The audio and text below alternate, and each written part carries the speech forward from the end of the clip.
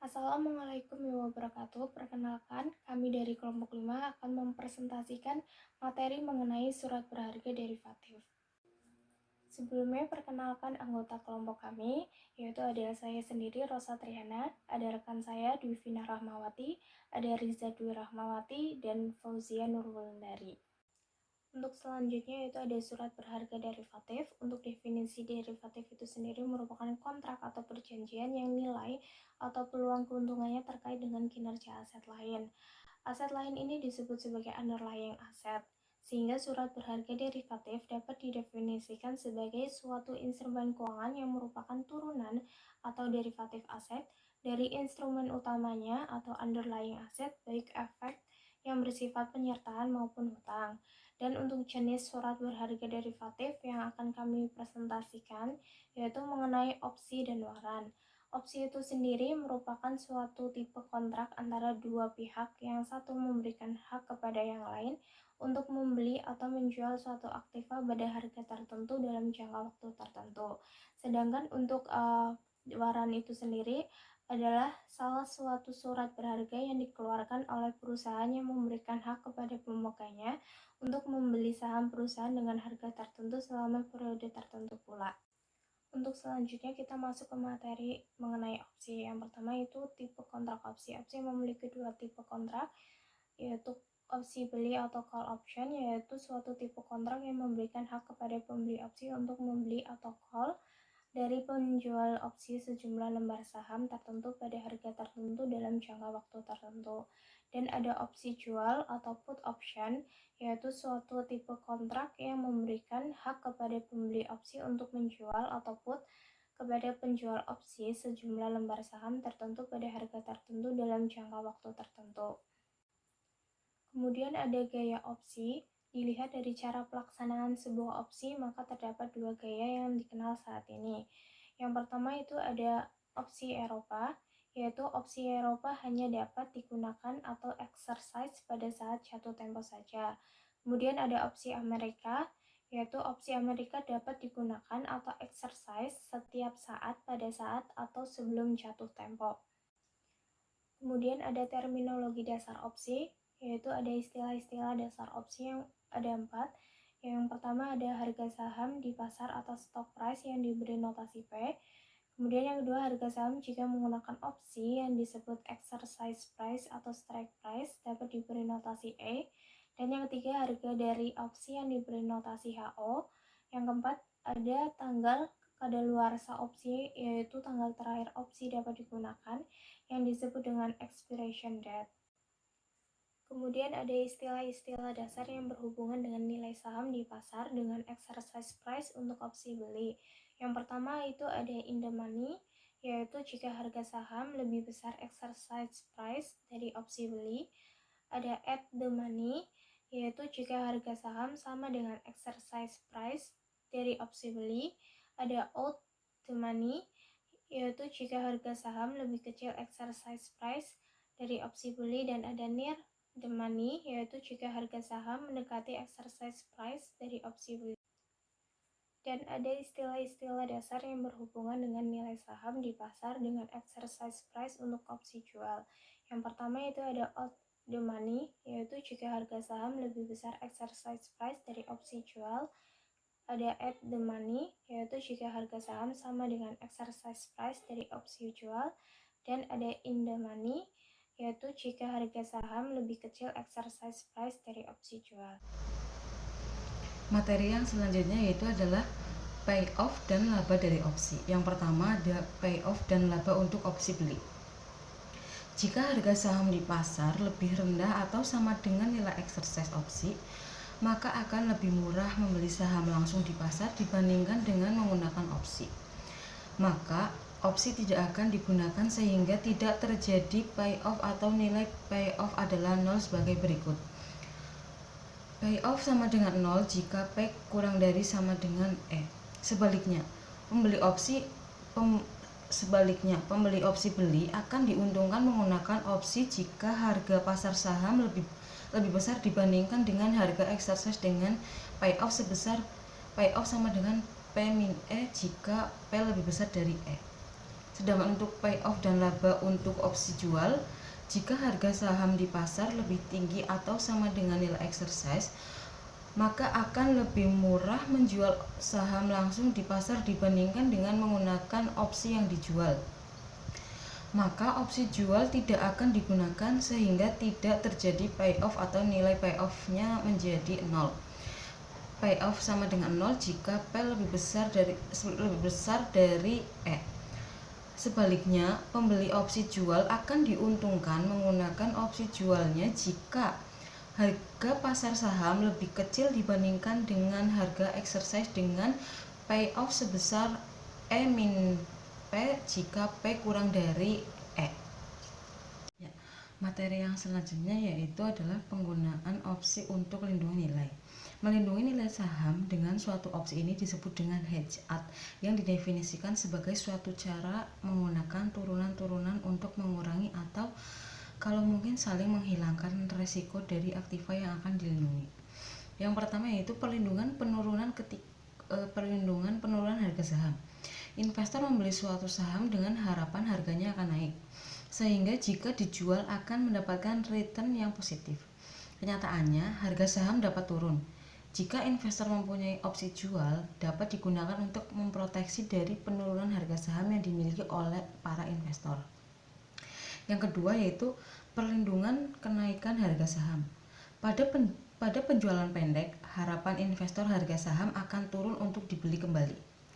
Akan tetapi, kenyataannya harga saham tersebut dapat naik. Jika investor mempunyai opsi beli, dapat digunakan untuk perlindungan kenaikan harga saham yang harus dibeli oleh investor yang melakukan transaksi penjualan jangka pendek. Yang selanjutnya yaitu melindungi opsi. Pembeli opsi beli akan menggunakan haknya untuk membeli sahamnya dengan harga lebih murah dibandingkan dengan pasar saham yang naik. Penjual opsi beli harus menyediakan saham ini dan membelinya di pasar dengan harga yang lebih tinggi. Untuk mengatasi kerugian, penjual opsi dapat membeli terlebih dahulu sahamnya dan pada saat bersamaan menjual opsi belinya yang disebut dengan covered call. Yang selanjutnya itu adalah penggunaan opsi untuk spekulasi. Opsi digunakan untuk spekulasi jika opsi dibeli tidak untuk melindungi suatu aktiva, tetapi dibeli untuk tujuannya yaitu dijual kembali dengan harga yang tinggi. Spekulasi terjadi karena harga opsi bisa naik melambung tinggi, tetapi bisa juga turun drastis bahkan bernilai 0 rupiah. Jika sampai jatuh temponya, spekulan membeli opsi untuk spekulasi karena harganya relatif murah dibandingkan dengan harga saham. Yang selanjutnya yaitu adalah valuasi dari opsi. Yang pertama, nilai intrinsik opsi beli. Jika harga pasar saham lebih besar dari exercise price, nilai exercise dari opsi beli atau posisi beli adalah in the money, maka nilai intrinsik opsi beli adalah P-E. Sebaliknya, jika harga pasar saham lebih kecil dari exercise price atau E dari opsi beli atau posisi opsi beli adalah out of the money, maka nilai intrinsik opsi beli adalah 0. Karena opsi beli tidak akan digunakan sebab membeli saham di pasar modal jauh lebih murah.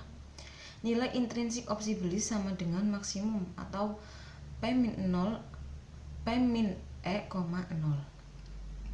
Yang kedua yaitu nilai intrinsik opsi jual. Jika harga saham lebih kecil dari exercise price dari opsi jual atau posisi opsi jual adalah in money, maka nilai intrinsik opsi jual adalah E-P. Sebaliknya, jika harga pasar saham lebih besar dari exercise price dari opsi jual atau posisi opsi jual adalah 0, karena opsi jual tidak akan digunakan disebabkan menjual saham di pasar modal akan lebih tinggi. Nilai intrinsik opsi jual sama dengan maksimum atau E-P, 0. Yang selanjutnya adalah nilai waktu opsi. Nilai pasar dari opsi tidak mungkin lebih rendah dari nilai intrinsik. Jika terjadi maka arbitrase yaitu spekulator yang memanfaatkan keuntungan akibat penyimpangan tidak beresiko akibat penyimpangan akan membeli opsi ini dan menggunakan exercise opsi tersebut untuk mendapatkan keuntungan. Jika banyak spekulator menggunakannya, maka harga opsi akan naik sehingga tidak akan terjadi arbitrase lagi. Kebalikannya, mungkin terjadi, yaitu harga suatu opsi atau nilai pasar opsi akan lebih tinggi dari nilai intrinsiknya. Hal ini disebabkan karena adanya nilai waktu atau time value. Semakin pendek waktu jatuh tempo, maka semakin kecil fluktuasi dari harganya dan semakin rendah dari opsi. Demikian juga sebaliknya, semakin panjang waktu jatuh tempo opsi, maka semakin besar fluktuasi dari harganya dan semakin tinggi dari pasar opsi. Nilai intrinsik sama dengan nilai pasar opsi min nilai intrinsik. Yang selanjutnya itu adalah model Black-Scholes. Model yang terkenal untuk menghitung nilai pasar dari opsi adalah model harga opsi Black-Scholes. Berikut asumsi pada model tersebut. Yang pertama, saham yang dihubungkan dengan opsi tidak pernah membayar dividen selama umur dari opsi. Yang kedua, tidak ada biaya transaksi untuk membeli atau menjual opsi dan sahamnya. Yang ketiga, tingkat suku bunga bebas resiko konstan selama umur opsi. Yang keempat, pembeli saham dapat meminjam pinjaman jangka pendek dengan tingkat suku bunga bebas resiko.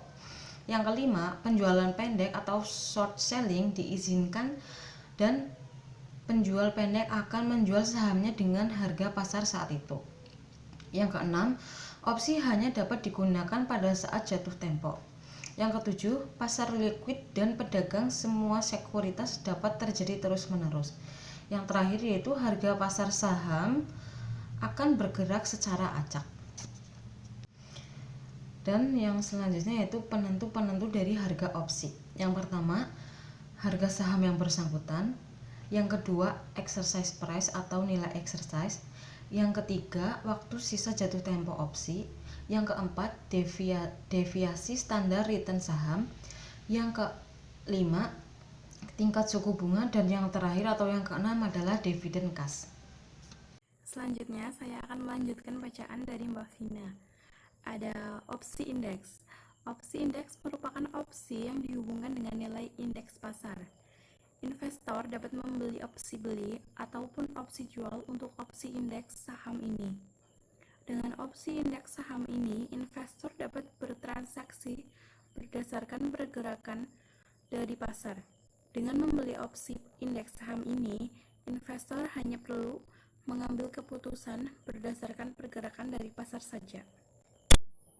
Selanjutnya ada waran.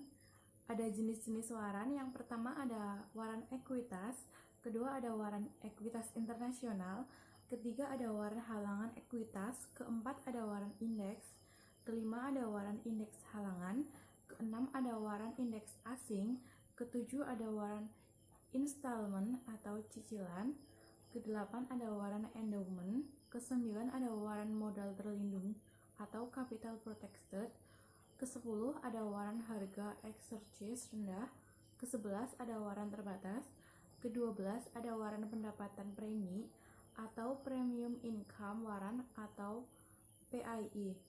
Yang ke-13 atau terakhir ada waran mata uang. Selanjutnya ada karakteristik dari waran. Yang pertama ada exercise price adalah harga yang telah tertera pada waran tersebut. Kedua, ada expiration date atau meskipun ada beberapa waran yang tidak memiliki batas usia, pada umumnya waran memiliki tanggal jatuh temponya. Ketiga ada deductibility, meskipun dijual bersama obligasi atau sekuritas lainnya atau attached, waran dapat dijual belikan secara terpisah dari sekuritas tersebut.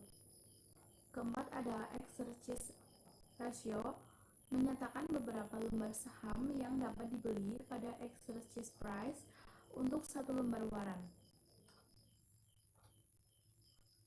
Selanjutnya ada keuntungan membeli waran. Yang pertama, ada membeli waran seperti menabung. Perbedaannya adalah surat tanda menabung tidak dapat dijual belikan, sedangkan waran dapat diperjualbelikan. Selain itu, waran juga bisa bisa diubah menjadi saham.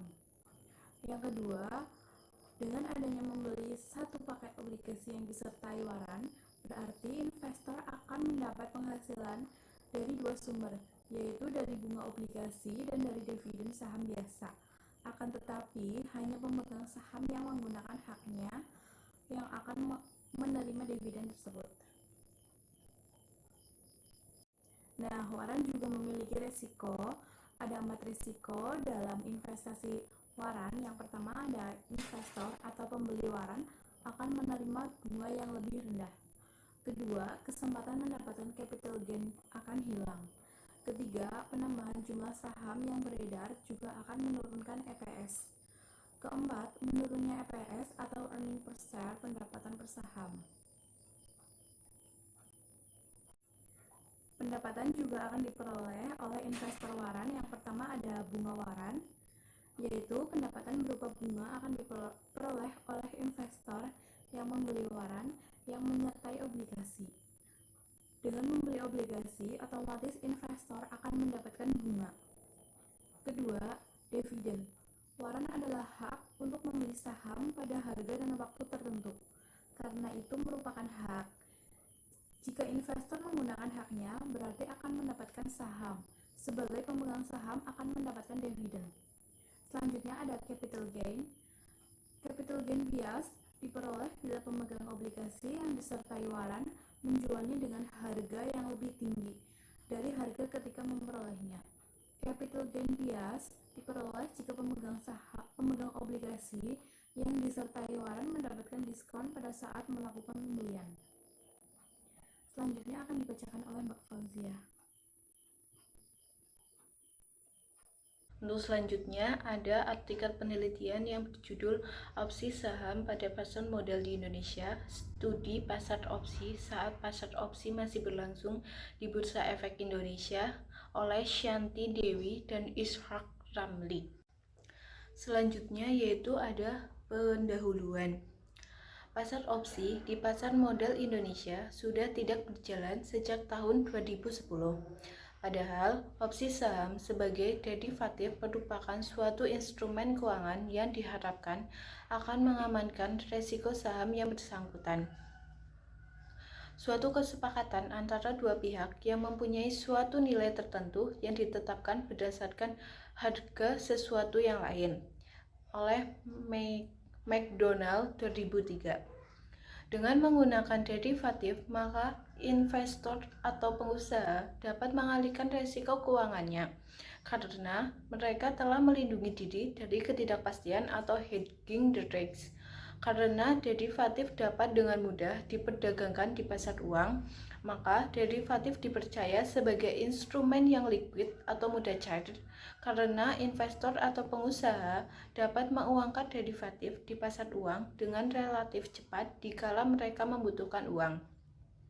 Derivatif juga dapat menciptakan kredit dan ekuitas karena instrumen derivatif memperluas sumber kredit dan ekuitas dengan menciptakan jenis kredit dan ekuitas yang baru. Lalu ada landasan teori. Yang pertama ada opsi. Opsi yaitu suatu kontrak yang memberikan hak kepada pemegang kontrak untuk menjual atau membeli suatu aset perusahaan kepada penulis opsi dengan harga tertentu dalam jangka waktu tertentu. Lalu yang kedua ada opsi beli. Opsi beli adalah opsi yang memberikan hak kepada pemegangnya untuk membeli sejumlah tertentu saham suatu perusahaan dengan harga dan waktu tertentu. Yang ketiga, ada opsi jual. Opsi jual adalah opsi yang memberikan hak kepada pemegangnya untuk menjual sejumlah tertentu saham perusahaan dengan harga dan waktu tertentu pula. Lalu ada hasil penelitian. Harga opsi beli paling besar dipengaruhi oleh suku bunga bebas risiko. Setelah itu, harga saham, volatilitas, harga strike, dan time to maturity saat pasar opsi masih berlangsung di Bursa Efek Indonesia. Yang kedua, harga saham, harga strike, time to maturity, volatilitas atau secara bersama-sama signifikan positif mempengaruhi harga opsi beli maupun harga opsi jual saat pasar opsi masih berlangsung di Bursa Efek Indonesia pada periode 2007 sampai 2008. Yang ketiga, harga saham, harga strike, time to maturity, volatilitas, harga saham, dan risk-free interest rate secara parsial tidak signifikan mempengaruhi harga opsi beli dengan tingkat keyakinan 95%. Tetapi dengan tingkat keyakinan 90% hanya harga saham dan volatilitas harga saham yang secara parsial signifikan positif mempengaruhi harga opsi beli saat pasar opsi masih berlangsung di Bursa Efek Indonesia. Yang keempat, harga opsi jual paling besar dipengaruhi oleh suku bunga bebas, resiko, setelah itu harga strike, harga saham, volatilitas, dan time to maturity saat pasar opsi masih berlangsung di Bursa Efek Indonesia. Hasil yang kelima yaitu harga saham secara parsial signifikan negatif dan harga strike secara parsial signifikan positif mempengaruhi harga opsi jual dengan tingkat keyakinan 95%. Sedangkan time to maturity, volatilitas, harga saham, dan risk-free interest rate secara parsial tidak signifikan mempengaruhi harga opsi jual saat pasar opsi masih berlangsung di Bursa Efek Indonesia. Yang keenam, harga saham, harga strike, time to maturity, volatilitas, dan risk-free interest rate terhadap harga opsi beli memiliki koefisien determinasi sebesar 0,326557, artinya sebesar 32,6557%. Proporsi variasi harga opsi beli dapat dijelaskan oleh variasi harga saham, harga strike, time to maturity, volatilitas, dan risk-free interest rate, dan sisanya 0,673443 atau 67,3443% dijelaskan oleh variabel lain. Yang ketujuh yaitu ada harga saham, harga strike, time to maturity, volatilitas, dan risk-free interest rate terhadap harga opsi jual memiliki koefisien determinasi sebesar 0,540887 yang artinya sebesar 54,0887%. Proporsi variasi variabel dependen yaitu di sini harga opsi jual dapat dijelaskan oleh variasi variabel independen, yaitu dengan penelitian ini adalah harga saham, harga strike, time to maturity, volatilitas, dan risk-free interest rate, dan sisanya 0,459113 atau 45,9113% dijelaskan oleh variabel lain. Untuk selanjutnya ada pembahasannya yang pertama, harga strike tidak signifikan mempengaruhi harga opsi beli di Bursa Efek Indonesia. Hal ini bisa dijelaskan dengan kasus yang sama dengan harga saham pada harga opsi beli di Indonesia yang rata-rata berada di kondisi out of the money saat harga strike di atas harga saham, sehingga merugikan kontrak opsi beli. Yang selanjutnya, time to maturity tidak signifikan positif mempengaruhi harga opsi saham di Bursa Efek Indonesia, bahwa harga opsi tidak dipengaruhi secara signifikan oleh lamanya waktu jatuh tempo. Yang ketiga, harga strike signifikan positif mempengaruhi harga opsi jual di Bursa Efek Indonesia. Hal ini dikarenakan dalam penentuan harga opsi yang sesuatu dengan market demand harus memperhatikan berapa harga strike yang disepakati dalam suatu opsi. Data harga opsi jual memiliki harga strike yang rata-rata in the money sehingga menguntungkan pemegang kontrak opsi jual. Yang keempat, volatilitas harga saham tidak signifikan mempengaruhi harga opsi saham di Bursa Efek Indonesia. Hal ini disebabkan volatilitas dan harga saham pada kontrak opsi di Bursa Efek Indonesia rata-rata tidak fluktuatif. Yang kelima, Risk-free interest rate tidak signifikan mempengaruhi harga opsi saham di Bursa Efek Indonesia karena pada periode jatuh tempo opsi yang rata-rata cepat sebelum expiration date sehingga tingkat suku bunga bebas resiko yang diambil ditetapkan oleh Bank Indonesia melalui sertifikat Bank Indonesia atau SBI dengan jangka waktu 1 bulan di setiap bulannya tidak memiliki pengaruh yang kuat.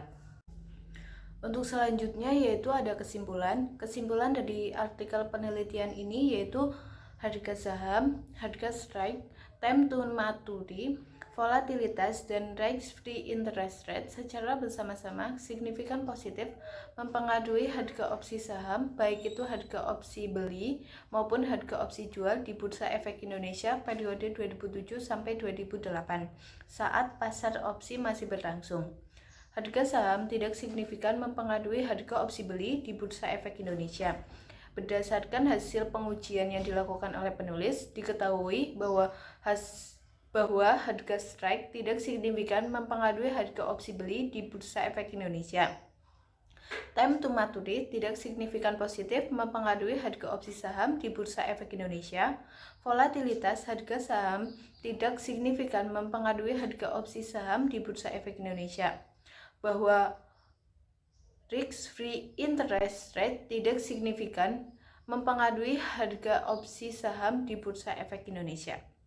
Cukup sekian presentasi dari kelompok kami. Apabila ada yang ingin ditanyakan, kami persilakan.